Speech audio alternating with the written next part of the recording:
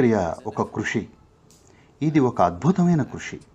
మీ వ్యవస్థను తక్కిన సౌర కుటుంబంతో సమన్వయంలోకి తీసుకురావడానికి. సూర్య నమస్కారం ఇంకా సూర్యశక్తి అని ఇంకోటి ఉంది. ఇవి కజిన్స్ లాంటివి. ప్రజలకు సూక్ష్మమైనవి చెప్పినప్పుడు అందరికీ అర్థం కావు.